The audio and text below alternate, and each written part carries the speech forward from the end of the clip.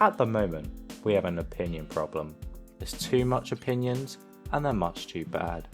It's basic economics. I know, having free speech has increased the supply to exponential amounts. Where demand is also high, this has led to a fluctuation of poor quality products. If we increase the price of speech, the quality would improve. People often have so-called clickbait opinions. Do you think that's harder for black people to go online? Well, I feel like they don't have the knowledge of how it works. As I say.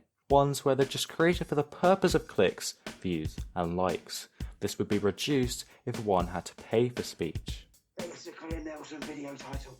This would also stimulate the economy because of the high demand for speech, and more people would be buying, selling opinions than any other market. People should also have to work for products, and they shouldn't be getting services for free, otherwise there will be work needed and it'll be unfair on those who do work.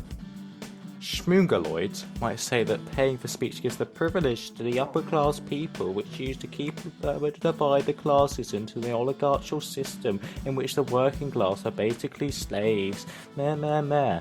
The cake sniffers say that because the poorer members of society cannot afford to rebuild this. They can't say it by themselves because they don't have the money for the speech because they're poor. They'll be defenceless. I say the rich always use their opinions to look like they care about the poor.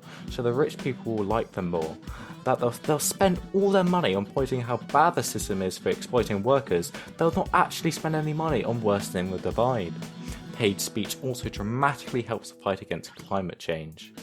This is because climate deniers wouldn't spend any money on something so horribly wrong that no one would spend their speech in fighting against climate change legislators.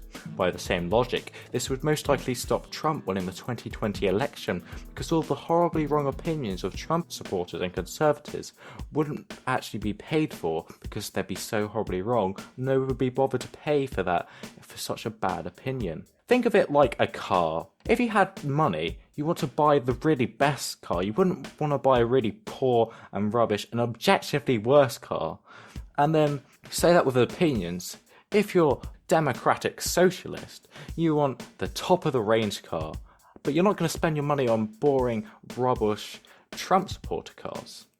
So that's sort of the logic we're going here with.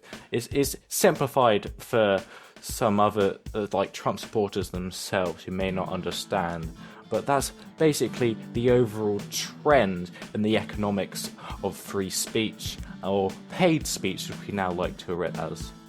So, if you want to improve the economy, stop climate change and prevent Trump 2020 and be an all-round good guy, pay for speech.